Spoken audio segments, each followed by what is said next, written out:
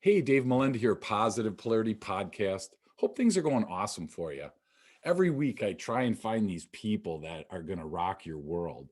And I found one this week again. Oh my gosh, it's just so cool to find people that want to give back. And so I'm excited to hang out with Doctor. We're only going to say it once, but it's Dr. Katy Cook. How are you? I'm good. That was three times. We just did I three times know. more than we I needed know. to. No, I'm really good. How are you, That's Dave? awesome. I'm good, good. Thanks for asking. Thanks for hanging out with us. And you actually are the founder of Katy Cook Consulting. So fill us in on what's going on over there today. Yeah, so it's been, my gosh, it's been a busy, busy year. My specialty is emotions and emotional intelligence and mental health and psychology in business. So the Oh, past totally year, none of those make any sense right now. So. right, not useful at all. So that's been hard. Yeah. I've gotten lots of sleep, which has been Yeah. great. It's been a busy year. Yeah. A lot more mental health stuff recently, a lot of trainings around that for kind of businesses of all sizes. But my favorite thing to do is emotional intelligence, Awesome. kind of coaching and consulting. That's 'Cause- cool. So I want to just kind of disband this thing right from the beginning because we have a lot of entrepreneurs that listen, a lot of people that are flying 100 miles an hour on this thing. And so when mental health comes up, a lot of people, I'm going to just use myself. And again, I'm incredibly vulnerable on this show, so I don't have any problems with that. I hear mental health and I think defect. I think something's wrong. I think somebody's less than a human being, right? There's these things that pop into my mind. So how do you like bridge that? Like from the beginning, right out of the gate, you're trying to fight that. How do you do that? It's really hard. I think, it's so much more out in the open now to talk about mental health than it was even, say, 10 or 15 years ago. So Sure. socially, it's made a big difference just to have a lot of the awareness campaigns and stuff from some of the big companies. So that's helpful. Sure.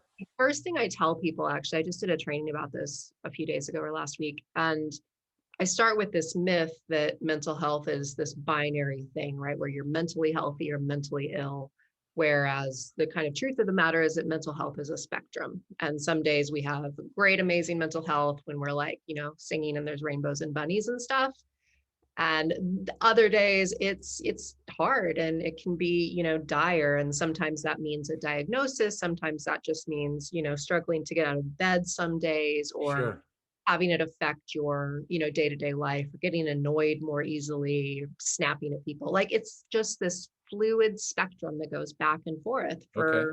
for everyone. So yeah, disbanding that kind of black and white thing, which, we're prone to do as human beings when we think about things. We like to make it easy on ourselves and Wow. think So I'm that not it's the only either one that or. does the black and white thing. Cause like I'm learning in my 50s to just realize that there are gray in this world, and so it's really hard to do. But I think you bring up a great point. I mean, I think when you were talking about that, it reminded me of Michael Phelps, with his, commercials about, your mental health. Like you said, I feel like I'm either in a good bucket, right? Or I'm in a bad bucket. And the bad bucket is the mental health bucket that nobody wants to talk about. You know, how do you like take that and talk about it from a work perspective? How do you bring that into the workplace? That's a really good point. And I think what you said a second ago about vulnerability is a really important starting place. So when I train executive teams, that's one of the things we always talk about is that, people aren't going to be comfortable disclosing this kind of stuff, talking to their managers, asking for mental health days or what they need, or sharing how they're doing if they don't see that and are able to emulate it within the organization. So, Okay. that doesn't mean disclosing, what your diagnoses are and what Sure. medication you're on, if any, or what you struggle with. But it does just mean saying, we all struggle. I've maybe struggled with this, or having, a group of mental health kind of experts within the organization that you can go to for support. So making sure that the conversation, is there and is open and is healthy, and that there's resources to back that up. because I think employees can really sense when, organizations are all talk and not a lot of action. Okay. So a lot of what I do is kind of putting together strategies for mental health and well-being, especially within larger organizations. Okay. So if I'm an entrepreneur and I'm listening, Mhm. and I really haven't thought, I mean, this is kind of like new to me. I haven't really given the mental health thing a lot of thought about in my company. I just make the assumption that everybody shows up every day and they're just like, they can't wait to get to work. They want to get there early. And oh my gosh, they love working here. They love me. I mean, all Yep, these images that we entrepreneurs have, I get it.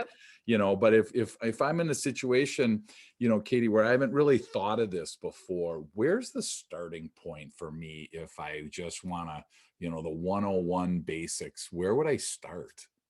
It's a really good question. Let me think about that. The 101 basics, if you're running a company, if you're a Mhm. founder, an entrepreneur. Um, so I think starting with just emotions, emotional intelligence, thinking about your own awareness of yourself is a good Okay. place to start. Okay. Famous quote by, oh God, who is it? Oh gosh, I want to say Mother Teresa, but I don't think that's right. But to change the world, you have to change yourself, right? Okay. Kind of the essence of the quote. And if you want to make sure your employees are, taking care of themselves, have good work-life balance, have the capacity and the energy to get up and come to work every day, Sure. you have to, make sure that you're A, of all modeling that behavior, and B, giving them the space and the resources and really, that might not be counseling, you might not be able to afford that, but making sure that they know that you encourage them to support themselves in Okay. terms of their wellness, whether that's, working from home, which I mean, right now we're all kind of doing that anyway, but Yeah. taking a day off, working odd hours, it could be anything. So if I'm understanding you right, you kind of have to start. I mean, EQ, emotional intelligence, all that stuff. You have to kind of know yourself first, right? I mean, you have to start where you are because it's real easy to say, I'm fine. Let me look at the team. When in reality, I think if you're an entrepreneur and you're listening and you are curious about, how to address my team's mental health, if you want to use those words, you're part of the team, so you have to kind of start with yourself. I saw that you had on your website like a EQ assessment that you would just, answer some questions, and then it kind of, I'm assuming you kind of shake them, and then it's, the magic sauce comes out, right? And it's like, oh wow, this is awesome, right? So, we do EQ testing as well, assessments. I don't like to use the word test, but assessments. And so I'm just curious, once I, as an entrepreneur, have kind of gotten the understanding of where I am, then is my next step to kind of assess my team then? Is that usually the next step once I've assessed myself? I think that can be really useful for Okay. sure. Any kind of, I was talking to a VC about this the other day. We were talking about personality traits that kind of tend to come up a lot within the entrepreneurial community and how those commonalities can kind of indicate success oftentimes. And it's kind of the same when you're looking at a team's, emotional well-being, emotional resilience, anything like that. Like those are all things that it's useful to be aware of. Typically you can't, force anyone to do those types of things, Sure. but I think when you're framing it, to make it to make it seem, hopefully, and this is true, like an investment in their happiness at the company, their longevity at the company, their success at the company, to be aware of everything that they can that might impact their work or, their employee experience, their success in whatever role they're in. And having it be something, I used to jump at opportunities like this when I worked in large organizations. I would take any coaching that came my way. And you and I have talked about being, lovers of education and Sure. learning. So not Yep. everyone like this, but Yep. when you can frame it as kind of this extra bonus thing, like, hey, we're gonna, look at this and see which elements of these things you're really good at that you can lean into and which ones might need a little bit of work. and how you can build those and how you can grow whatever's, a little, and everyone's going to have something that they're better at. Everyone's going to have something that they struggle with more within the world of emotional intelligence. So that's one of the things that the quiz on my website spits out. It'll tell you your overall score, kind of a general guideline, and then what you're best at and what you can kind of grow the most in. And I think having an appreciation that, we can learn from each other, everyone's different, and those skills are really there to, help you manage things like mental health, like, work relationships, communication, being able to avoid burnout, all sorts of things that kind of plague you at work. Emotions are key to managing all of that. Sure. So for somebody, if they aren't aware of EQ or emotional intelligence, Mhm. is there a simple definition that you are comfortable with that you can share so that we can kind of get a starting point from that? Yes. So I would say in a one sentence world, emotional intelligence is the awareness and management of emotions in yourself and others. Okay. Awesome. And there's four parts of it. If you want to get a little more granular, we can Yep. go into those. Yeah. But Go for it. okay. So the first, I kind of think of it like a quadrant. Okay. So on the left-hand side, I have kind of like self stuff. So I have self-awareness. That's the first. So Okay. awareness of whatever's going on within me, my strengths, my weaknesses, whatever emotions I'm having coming up, triggers, all that kind of stuff. So just an awareness of my own emotions. Sure. Okay. The next would be the kind of management or regulation of those emotions within myself. So being able to catch kind of negative thought patterns, or being able to keep myself from yelling at someone when they cut me off in traffic, or, Sure. being able to stop a snotty remark in my head and turn it into something nicer, or a self-defeating comment or something like that. So, Sure. self-talk, emotions that kind of come out sideways onto other people, just kind of being able to regulate that process so they don't, our emotions don't hurt us in the long term. Okay. So that's the self stuff. Okay. The other stuff would be empathy, which is an awareness of others' emotions. So Okay. being able to, and this is the one that really interests me, and I think has a huge application kind of in business and society, Yeah. but being able to put yourself in someone else's shoes, see where they're coming from, be able to really have a conversation, problem solve if necessary, but just being able to be there and support someone in their experience. Okay. And then the kind of management of others' emotions sounds kind of funny, but the dealing with other people's emotions comes down to social skills, communication, the kind of interaction of one person and another, building rapport, having good communication, getting through difficult conversations, things like that. So just Sure. managing relationships and all the emotions that inevitably come up within those relationships. Yeah, absolutely. And that's where I think I mean, these are all there, whether you know them or not, right? And I think that we all probably know people, and there's been times where we are just not aware. And I always, when I talk about EQ, I always talk about the famous 20 feet of in front of my car when I'm merging in, that somebody desperately has to have that 20 feet, right? I don't know why. It's every other car. That's how life goes. But for them, it's not every other car. I need that extra 20 feet. You know what? If that's you listening, totally fine. Unless you hit me, then it's not totally fine. But the reality is that, you know what, that just shows your self-awareness or your lack thereof, and it's not good or bad. It can hinder you. And I wanted to ask you, Katie, if you are on board with, the statistics around EQ that show that you can make more money, the higher your EQ is, the higher your salary is. Is your research support that as well?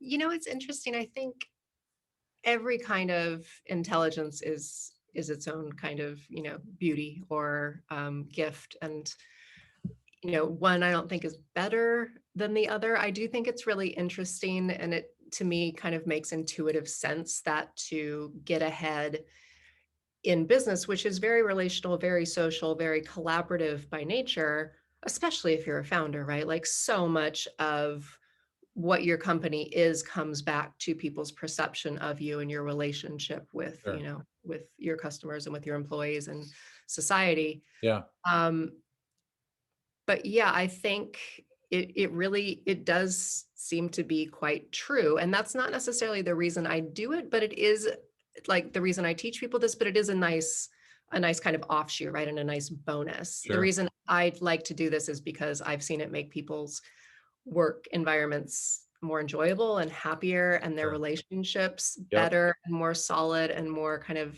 trusting, and then their self worth and their own kind of identity and sense of self a lot more solid. So to me, there's a lot more kind of deeper, meaningful, like psychologically tangible things Sure. that come out of Yeah. emotionally Yep. intelligence, but like Yep. there's so many other things that are help too. So Sure. it's a win-win in Yeah, my absolutely. in- yeah.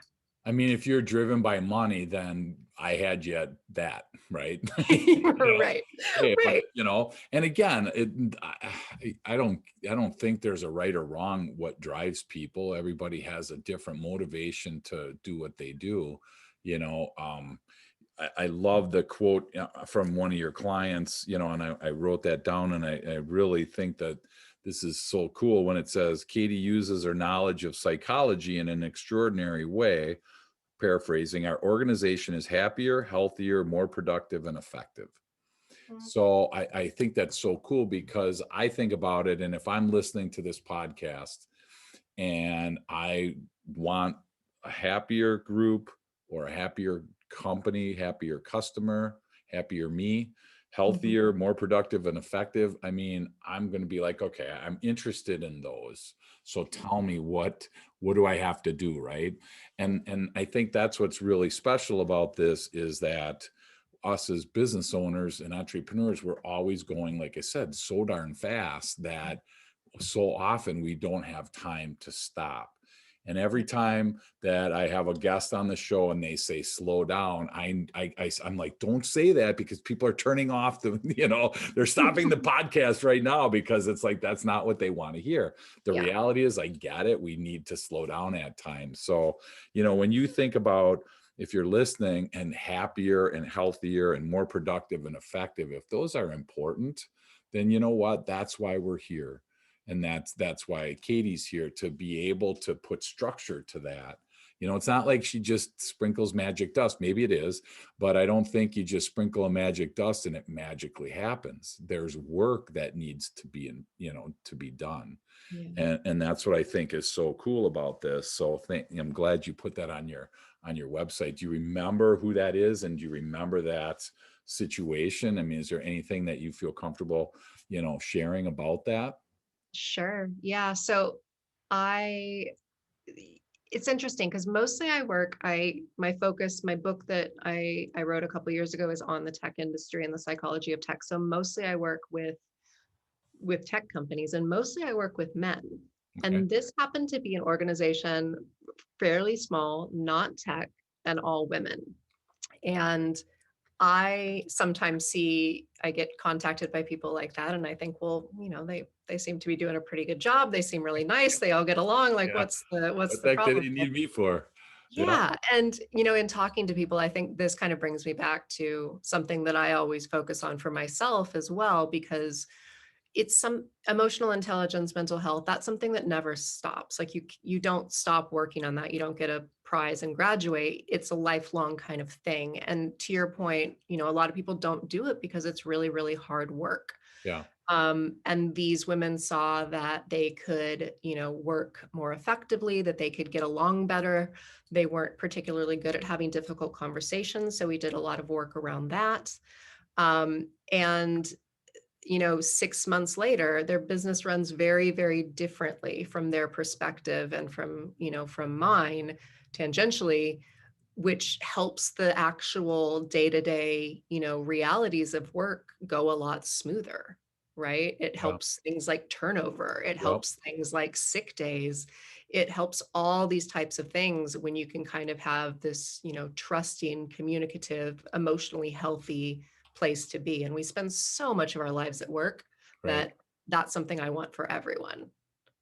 Yeah. That's awesome. And I mean, I think when I was preparing for this, I even wrote this down. I wrote Vulcan mind games because, when I hear psychology, we all have these preconceived notions. Let's just be real, call them what they are. It's not right or wrong, good or bad. I just think about these things and I'm like, what does this have to do with business? And now I find out you write a book and it's the psychology of Silicon Valley. And then I'm like, ethical threats and emotional unintelligence in the tech industry. I'm like, I can't even say that in one sentence. I'm like, what? So I know how easy it is. If you're listening, I know how easy it is to just disengage. But that's where I think it's really important to understand that this is a difficult topic at times, but self-awareness, emotional intelligence, if you master this, people are attracted to that and people want to be around that. And if you're struggling to create a team or keep a team intact, I mean, it's entirely possible that your low emotional intelligence is like, I see it, just because I do it every day, it's kind of visible, right? I mean, you can kind of tell the person that's in tune and the person that's not in tune. Is that like fair to say that way? Yeah, I mean, I think so. And I think we know when something seems foreign, Hmm. right? Like if we've never kind of come across something like, for me, it would be like coding. Like I wouldn't know the first thing about it. I kind of vaguely know what it is. I know that it's good and it does things that makes the internet function. I would be useless in that capacity, right? Well, Like it I freaked me know out. my limits. It freaked me out seeing the coding on your LinkedIn profile, the ones and zeros. I'm like, what am I getting myself into here? So I'm glad you're sharing that you don't know that much about it because Nothing, absolutely nothing. I all have I some see is a very one and a clever zero. people. I'm like, whoa, how hard is that? Oh, that's on my LinkedIn. That's a cake. That's a cake? It's a Okay. cake. Yeah. So Okay. like my Put some family, ice cream on there at least because I thought it was a code and I thought, oh no, I don't even know if I want to bring it up. So no, it is. So when my book came out, my family made a cake that looked exactly like my book, and the cover of my ah, book is like binary. So gotcha. yeah, I know a lot about cakes, but nothing about code. Okay. Um, I forgot the question, Dave. We were talking about food, and I've just totally spaced Oh, out. now I'm hungry too. Nice job. No, Yeah. oh my gosh. We were talking about self-awareness and we were talking about, the people that don't, I was asking you Right. if it's visible, if it's something that, because I just feel like I can sense it. And maybe that's a blind spot that I have that I can't really sense it, but I feel like I can. And I was just curious what your input was on that.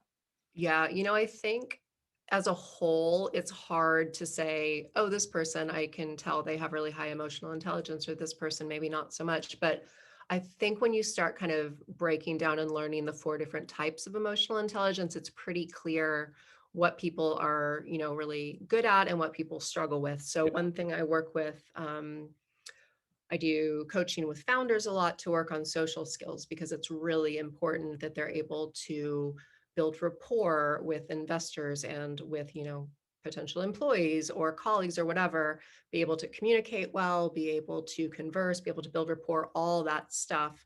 And it doesn't always come naturally Yeah. to, people who spend a lot of time alone coding, doing, things that aren't super social. Sometimes it does, but often it doesn't. And so I think same with empathy. Like I have some friends who are more empathetic than others. It doesn't make them, unemotionally intelligent people or bad people, but some I would go to for support and some I probably instinctively wouldn't. And that's Sure. kind of an intuitive thing that you pick up. Self-awareness and self-regulation, I think, are a little bit harder to detect. You Sure. would know it, like, I mean, Elon Musk has bad Twitter self-regulation, right? Like he just kind of types whatever he wants. Sure. Some people have bad Sure. Yeah. Yeah. self-regulation in public Yep. spaces, but Yeah. like Yeah. generally, like unless someone has kind of, big outbreaks, it's harder to tell how they're managing like their internal states. Gotcha. But Okay. empathy and communication for sure. Yeah, you're And right. I think, yeah, and I want to kind of unpack that empathy piece because, I think that's like it's a word that we understand, Mhm. but we don't really want to like understand, right? I mean, it's like one of those that's like, number one, purely as a from a personal perspective, it doesn't feel like a manly, Mm, it doesn't feel like something that an entrepreneur would have. Empathy at a negotiation table would be recognized as a weakness. I mean, you can look at it from a variety of angles and see that, how it could be identified as a negative. But, mhm. in your mind, how does, you talk about it in the role of the organization, how does that help an organization? And what are some things that you see that maybe if I wanted to look at an organization to see if I had it, are there some things I can tell that yes, we are empathetic, or oh my gosh, we're not? Yeah, and I think you certainly can. And like there's different kind of avenues within an organization in which you can demonstrate empathy, right? So the one that you just mentioned is such a good example.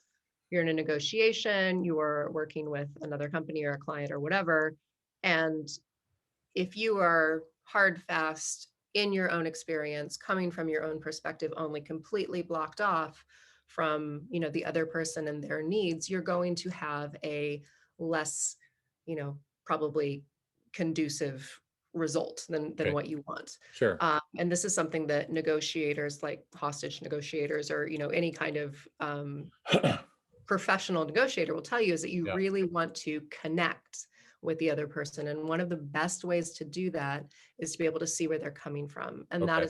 that's just the foundation of empathy, is being able to imagine someone else's experience, imagine their perspective, put yourself Sure. in their shoes, even if you don't agree with them, right? Sure.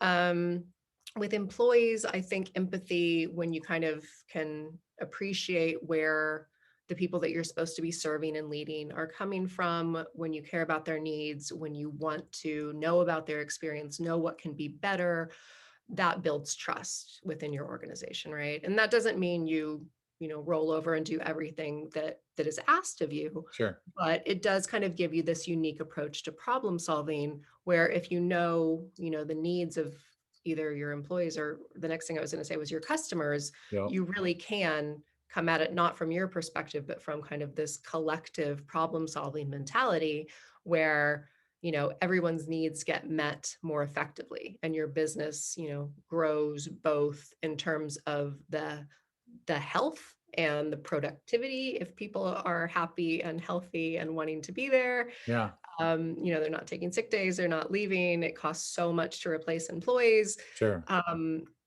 and if you have kind of this really fluid kind of empathetic communication within your organization that isn't necessarily weak or soft, I know this stuff gets called soft skills, but I think Yep. it's so hard that we might want to flip it on its head. Like, these are And hard I don't skills. mind soft skills, but weak skills, I would totally get. I would see that, I mean, think of it from a sales perspective. The more that I get to know my customer on one hand, the better that I'm going to potentially, be able to serve them, solve their needs, understand what they need. The reality is, though, is the more that I get to know them, the harder it might be to not be empathetic and, try and, I mean, because sales in a lot of people's mind is combative.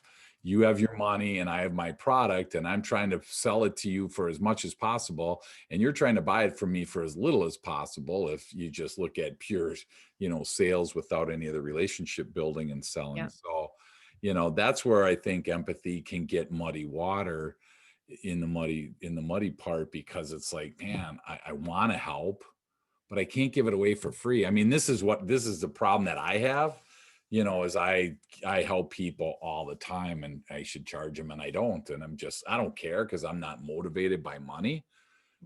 I just want to help people. On the reverse is when you go to when your rent is due at the end of the month, and you say, hey, I helped a bunch of people. The bank doesn't go, oh, don't worry about it, Dave. You know what? I'll help you now. So Yeah. there is kind of a balance there. So I sometimes struggle finding that balance. And I just was curious from an empathy perspective, if that's a visible characteristic of a leader. I feel like it's a really important one, but I Mhm. can see how you can get taken advantage of. So where do you land on that? I think that's a really good point. And it kind of what you're talking about just there kind of makes me think of like this old guard versus kind of new guard mentality about what leadership is, and Sure. this kind of, ruling with an iron fist kind of idea of forcing people or leading through fear, or, butting heads, or just this kind of combative business mentality Yeah. versus this new idea that, sales are, and business relationships are based upon relationships with people. Businesses are made of people. Right. And it can be, I think it can be really confusing to kind of understand that, empathy isn't being nice. It isn't even necessarily being kind. It's just being able to temporarily suspend, I guess your ego in a way, to be able to put yourself in someone else's shoes. And you might not take any action because of that, Sure. except to say, that sounds really hard. I'm really sorry about that. Yeah. Yeah. Is there anything I can do? But that doesn't, being empathetic doesn't necessitate that you, roll over and um, do something you don't want to do. You still, boundaries still exist, and you can be a really strong leader with good boundaries and still be, empathetic to the needs of your customers, your employees, even if you don't do everything that is kind of asked of you necessarily. At least you listen, and at least Sure. you consider, and at least you say, I totally get where you're coming from. Yeah. That's awesome. And that becomes a pretty important component of EQ, is that piece right there, correct? Is the empathy. So, I mean, when you have those four that you're talking about, the self and the others and the regulation and the awareness, do you end up thinking that they're pretty much equally quartered out, so to speak, where they all have about the same weight of importance, or did your research found anything different from that perspective? I don't know. Okay. I honestly don't know. I think some people are more naturally drawn to some empathy for whatever reason. I find really important. It really appeals to me. There's a lot of books on empathy, but there's equally a lot of books on, social skills and communication. Yeah. So I think a lot of, and I found this when I was studying and doing various degrees as well. Whatever you're kind of drawn to is generally the thing that you kind of need, or you're kind of, for whatever reason, based on your past or your experiences or whatever, kind of truly fond of, that is more meaningful to you. But I think the role of empathy for me is really the thing that makes teams really high performing, and that really sets apart certain businesses from others. Sure. Sure. I would argue that's true of societies as well. My next Sure. book is kind of on that topic. So I'm exploring that idea, but you're right. They go together, right? Sure. Like they're four, you need all of them. They kind of, when you increase one, you tend to kind of get a little bit better, and the other, it pulls it up. And it's an Sure. interesting kind of dance between them That's all. cool. Yeah. And I think about, I mean, if you're part of a team and your job requires somebody before you to do something and somebody after you to do something, and I look at it like a relay race, where you're one of the legs in the relay race and you're working like crazy, running as fast as you can, and you reach out to hand somebody the task, the baton, whatever. And if they're not there, because they're not empathetic of you, or vice versa, you're not empathetic of them, and you throw it. I mean, there's a lot of potential, problems from a company. And I think task handoff of whatever, those handoffs in companies are so crucial.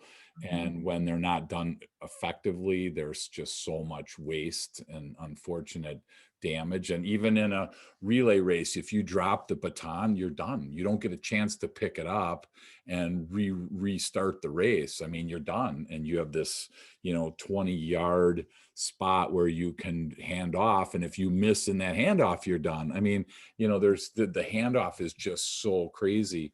My kid, one of my kids ran college, and they actually spent more time on the handoffs than on the actual running. Mm. And the research that I did, these, people are just investing all this time in the Olympics on that handoff, because that's the key. Well, in business, we don't seem to have that, Mm. same conviction. I've seen people lob them from across the room, figuratively speaking, leave them Yeah. on their desk. I mean, it's just like, man, and if it's a customer that you have to hand off from marketing department or from the sales department to the accounting department or whatever, it's just like, wow, if you don't fully understand, to your point, in this case, Katie, if you don't understand um, what word were we using, the empathy part, if you don't understand that other person's involvement, it really can get messed up. So that I can see where that definitely takes a turn for the worse. So you mentioned something that I wanted to ask you. You were in corporate America, and then you kind of transitioned into owning a business. And we love talking to those kinds of people because there's a lot of people listening that have this spark that they're like, man, I would love to do that, and I just like to ask people about their journey, because I think everybody's journey is different, and there's no right way and there's no wrong way to do that. Some people, it started as a side hustle. Some people just jumped in and, like me, I sold my business at 2 o'clock on a Tuesday, and I'm like, oh my gosh, what am I going to do with the rest of my day? And then bam, my new company was born. So, there's no right or wrong. So I was just curious, do you remember that transition for you? Yeah, so I have worked in nonprofits. I've Okay. worked in small for-profits, large for-profits. I've worked overseas. I've worked in the US. Um, Most of my work in one way or another has been in psychology. Okay. So I've worked in research. I've worked in treatment planning, education. What else?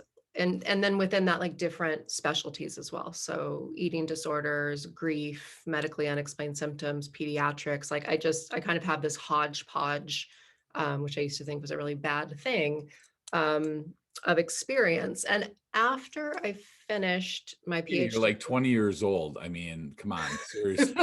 You haven't had this much time to do this. So Thanks. is there an alter No. ego or what's going on here? Fill me in because I'm kind of freaked out right now. So, You know what? Part of it, honestly, Dave, is that I get kind of bored okay. pretty easily. And Yep. so that was one thing that actually convinced me to start working for myself, to stop taking, I was taking kind of long-term consulting gigs that would take me kind of 6 months to a year. And that Sure. would be all that I was doing in that Yep. time. Yep. And so now having more clients that I spend kind of fewer time with, I work sometimes like as a fractional kind of, you know, HR type person and training type person or a coach or whatever. But that's kind of better for my brain, and that I learned is better for the way that I like to work. So Sure. I've Sure. had a lot of jobs and done a lot of degrees because I just kind of get antsy. And once I'm done with something, I'm kind of like you said, you sold your company. You're like, okay, well, what's next? Like Yeah. as soon as I Right. was done with my book, Yeah. I was like, okay, like what are we doing now? Yeah. Right. So Oh my gosh, that's awesome. it's been fun. It's Sorry. it's been a good journey for sure. Yeah, and I saw, so you studied in Paris, In London. London, sorry, wrong. No, it's okay. I used to Okay. go to Paris all the You know time, so what? To us, it's just easy close. to hear. So that's all that really matters. It's somewhere over across the water. So Drive that's on the awesome. side. Yeah, totally. So when you did move from corporate to your private, for you, was it like a instant thing, or did it take a while? How did you transition? So I had been, this is really funny. My second job out of college was as a private consultant. And so I've been Okay. doing this for a weirdly long time just Okay. because of circumstances that worked out kind of in my favor. And I started consulting on mental health for kind of a small conservatorship company that needed help managing the mental health of their private clients. And so I've worked on and off kind of doing this for quite some time. And then I've, had jobs in between and done longer stints at different companies. But the point at which I decided this would be kind of my full-time gig that I really wanted to pursue was about 2.5 years ago, which was when I moved back from the UK to California. Okay. And that was around the time my book was published. And I thought, I want to be not beholden to going into an office that isn't mine. And I, want to kind of make my own rules and set my own culture. It's just me Sure. right now, but Yeah, there you go. I like being able to have that autonomy. This morning, for instance, like I went and got some succulents planted for my garden, and then I went and picked up photos, and then I'll meet another client this afternoon. I love the flexibility of it. So for the way my mind works, it really works really well for me. That's awesome. So how would succulents work in my garden where there's 6 inches of snow? Oh, not well. Yeah. So Probably too you much water. I learned. don't have to, don't have to dig in on that it's nice and warm there. I know how this goes. So that's, how in the world, what inspired you to write your book? I mean, was it just a natural progression for you because of your lifelong desire to learn, or do you remember anything about that specifically that just were like, I got to write a book? Do you remember that piece? I do. Do you want Yeah, I want to hear it. the most honest story? Okay, so I was. No, lie to us. Tell us the fakest story I that would you never, can. but Okay? I don't want to say inappropriate things. So I was a little tipsy with a friend, and I was walking around London. We had been to, I think, 2 pubs just in the afternoon. I had finished my PhD, had just like a normal day job that it was fine. Yeah. And I missed it already. My brain was kind of like looking for something, and I was Sure. just not complaining to him, but I was kind of, thinking out loud, like, what do I do with all this stuff? I've been researching this for, I want to say 6 years at that point. I had Yeah. all this stuff stored up. I had all these ideas, and Yeah. I wanted to make them cohesive and, package them up and just share them. And he said, well, you just have written a book sized thing with your PhD. You could probably just write an actual book. Sure. And in my slightly drunken state, I thought that was a brilliant idea. And I went home and started researching publishers, and I woke up the next day and I still thought it was a great There you idea. go. See, well, there you go. And yeah, I started putting book proposals together. I love kind of the process of exploring what that looks like. And I sent it out and had a couple bites, and that Wow. was it. Yeah. Excellent. So Yeah. and again, it's a mouthful. So I don't even pretend to know what it is about. I don't see at the book meeting, so at the authors meeting, but it's called The Psychology of Silicon Valley, Mhm. and Ethical Threats and Emotional Unintelligence in the Tech Industry. So give me the 6th grade version, of that. What is it that were you trying to prove something? Was there something that kind of inspired that? Just fill me in on the psychology of Silicon Valley. Yeah, for sure. So, what year would this have been? So I moved to the UK in 2010. And that was around the time I started to kind of, smartphones were just everywhere, and, laptops and people, and distraction and all this kind of stuff. But the only thing that was really being kind of properly studied was digital distraction, Okay. and kind of the effect that this might have on relationships and stuff like that. And I thought that was super interesting. But my kind of intuition was like, well, there's going to be more. There's going to be way more effects than what we're seeing right now, right? This will have probably job consequences, and this will probably change the economy in some important ways, and this will have all these impacts. And Okay. so in 2012 or 13, I founded an organization called the Center for Technology Awareness. And that just kind of looked at possibilities, right? And all this just comes from my own curiosity. Um, and so I did that for a while. We did some awareness campaigns, stuff like that, thinking about data and how it was used, in 2013. And because of my background, I started wondering why some of these things were happening, why some of the ethical challenges that were starting to emerge. It was before Cambridge Analytica and all that stuff, but why this was a unique industry with a unique kind of set of challenges. And Okay. so I looked at the people in the industry, started interviewing them. I ended up with about 250 interviews that kind of grounded the book and some original Okay. research, and just started looking at what kind of culture drives these products and these services, and the backgrounds that people come from, and the gender and the diversity or lack thereof. And it is kind of similar to looking at something maybe like banking, Okay. like pre pre-crash kind of culture in Wall Street, or looking at the culture of government. You can look at, the social psychology of any group, really. So I just decided to do that for tech and see what happened. And it was super interesting. And so the premise of the book is, if you have an industry that's underpinned by not a lot of emotional intelligence, either because people just aren't exposed or aren't interested or whatever, that's going to have a huge number of implications for like ethical decision making. And there's lots of research that links EQ and ethics, and kind of that bridge Ah. between those two things is where I really kind of like dug in and just thought this is freaking fascinating. So Well, and you said you get bored easy. So interviewing 250 people must have been like a caffeine rush for you, hey? oh, it was fascinating. And the interesting thing is yeah, like emotional intelligence wasn't always like there, but everyone I talked to, except for maybe one person, was like really nice. And so that kind of reminds me Whoever like you were, it wasn't nice. Knock it off. but yeah, like some of the stuff they're doing, or some of the stuff they even say, I'm like, oh my gosh, like, can you say that? That sounds really like illegal or unethical or whatever. But yeah, no, super nice people. Had a great time. Wow, that's so cool. So yeah, so then as I want to start coming for a landing today, Mhm. the Center for Technology Awareness, it sounds like there's hundreds of people buried in some place that are, it's like a think tank. So fill I me in on wish. what this is. Yeah, what is this Center for Technology Awareness? Oh, What I wish, Dave. No, there were literally just three of us Okay. working on it. I started it, took on a co-founder that I went to grad school with, and we had kind of a technical partner as well. Um, so it really was just kind of a education and awareness building kind of entity. And so we would go to a lot of conferences, events. We would be subject matter experts for people who needed it.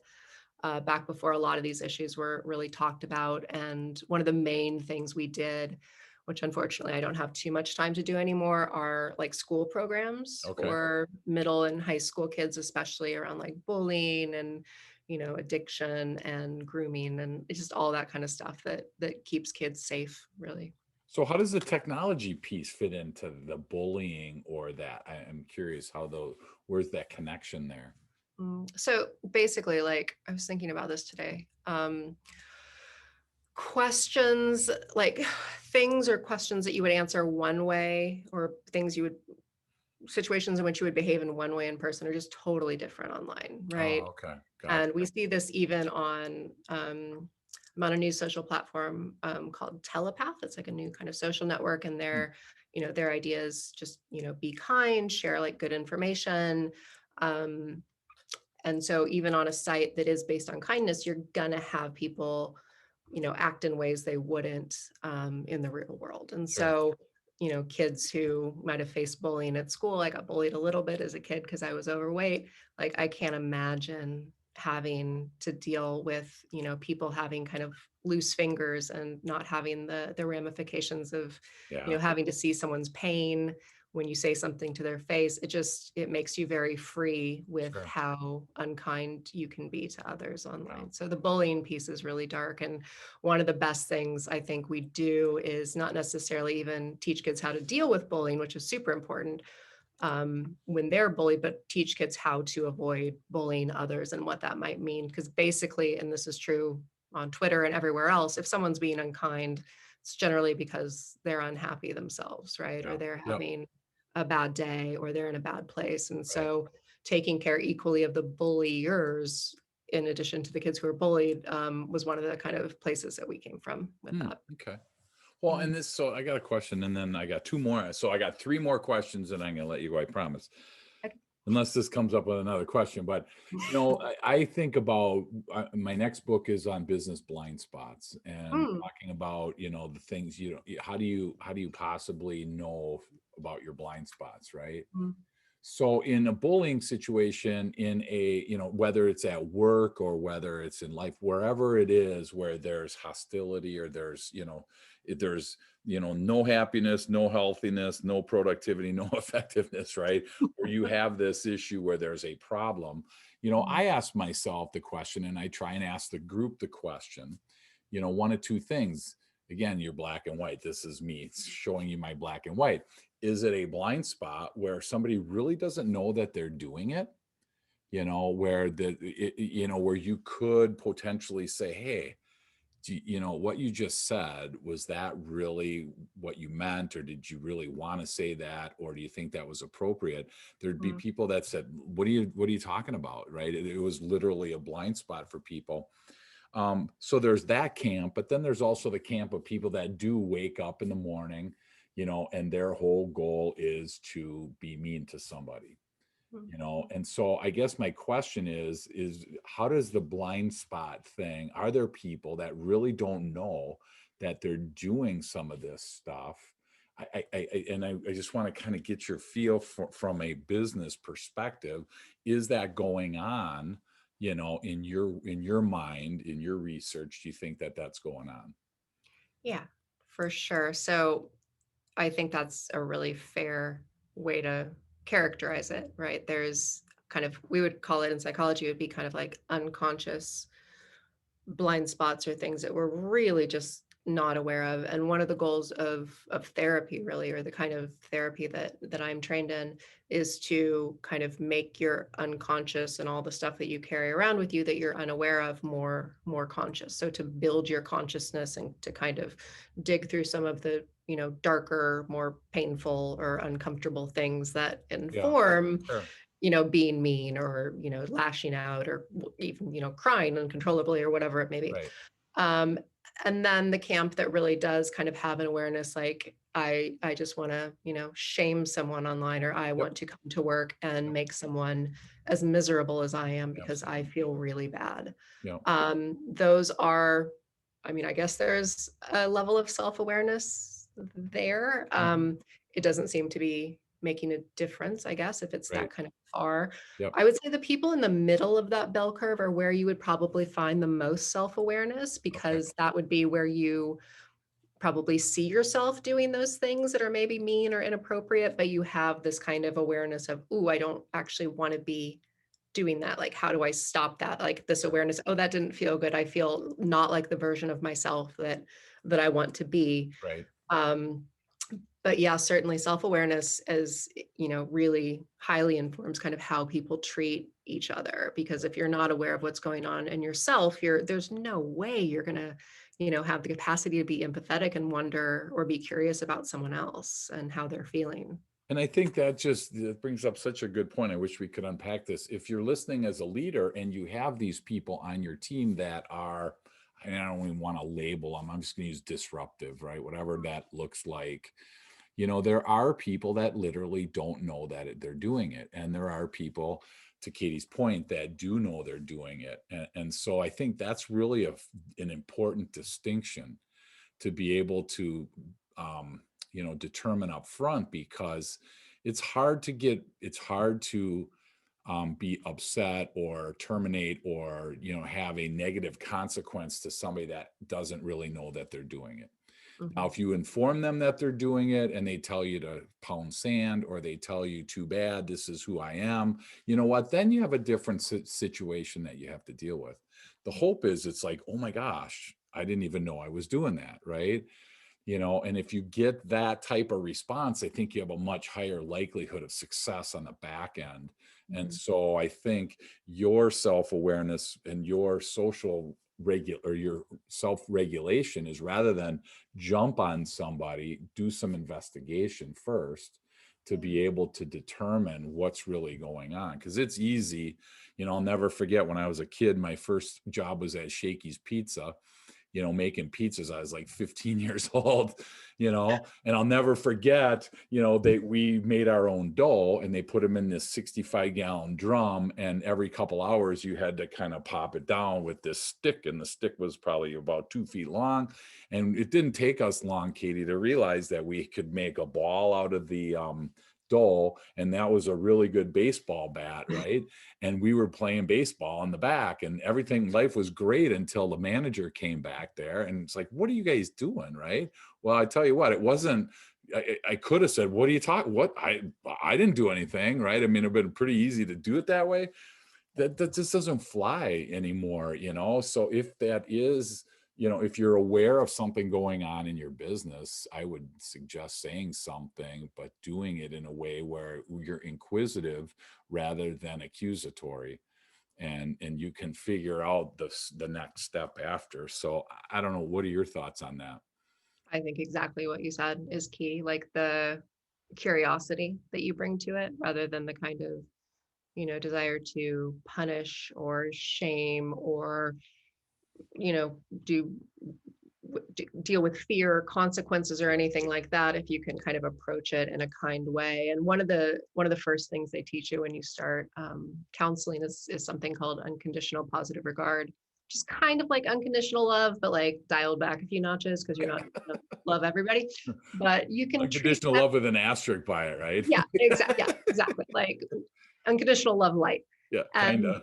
you you really can approach every situation like, I'm going to give you the benefit of the doubt. You might not live up to that, but I'm going to try because that's Sure. going to make my life easier. That's going to make me more of the person that I want to be. I'm going to Right. approach whatever's going on for you with curiosity. And Yep. for anyone who's had kids, and I don't, but my partner does, when kids act out or say something out of line or rude or whatever, it's usually because they have something big that's going on inside that doesn't feel good, right? Like it usually doesn't Sure. have anything to do with you. And if you start to take that personally, that can really damage and undermine the relationship. And adults really are just big kids, and a lot of the stuff that triggers us and that we struggle with are things that are really deeply rooted in our upbringing or our early relationships or things like that. So I think it's worth just remembering that, being kind to ourselves, trying to be kind to other people, patient, all that good stuff. Awesome. Okay, I promise now. Two more questions because I did my one. What would Katy Cook's tip of the week be for anyone listening? Oh, I read a really good quote this today. I read it today. And it was by a writer, and it was about, hold on, let me think. I almost want to look it up, but I'm not going to. Um, it was, oh God, James Baldwin. James Okay. Baldwin. And it was about fear as a coping mechanism.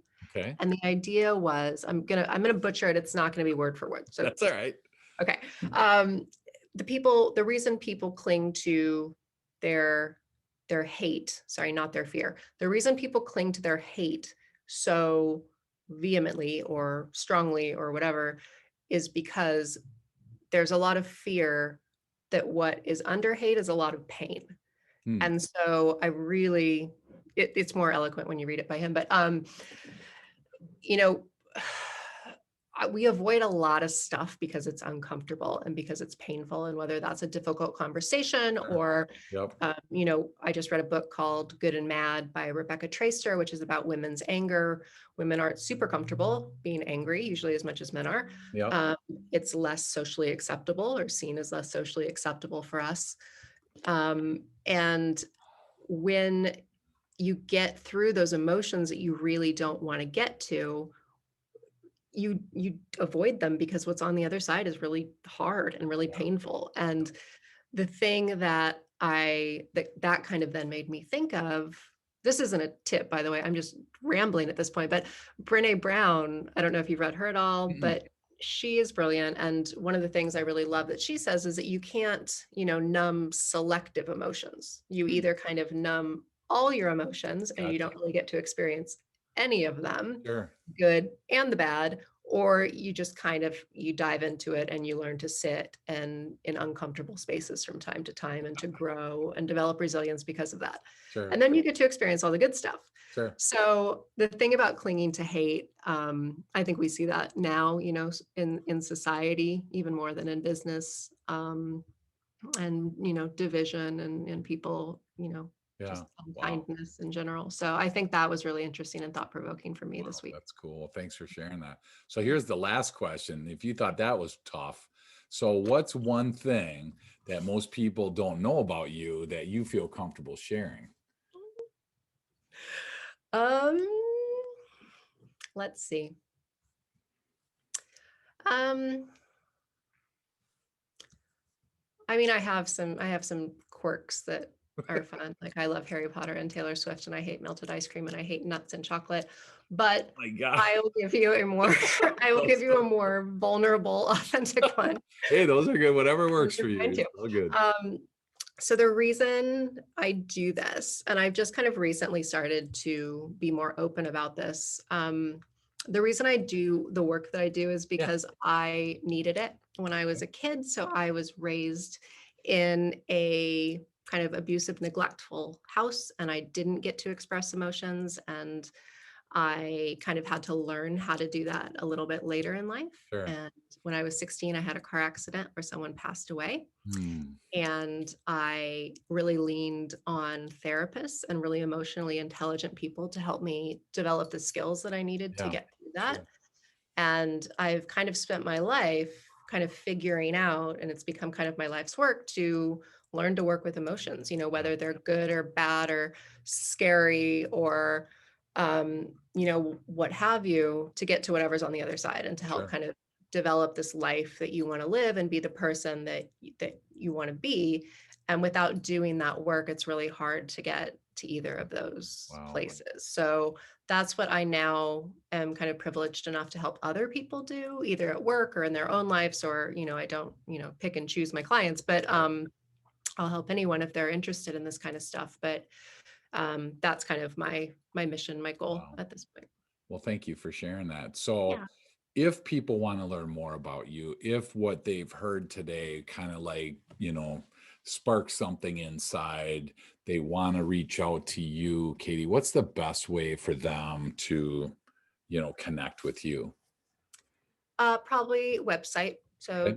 drkatycook.com. Okay. My phone number is on there. My email is on there. Contact form. The quiz you mentioned is on there.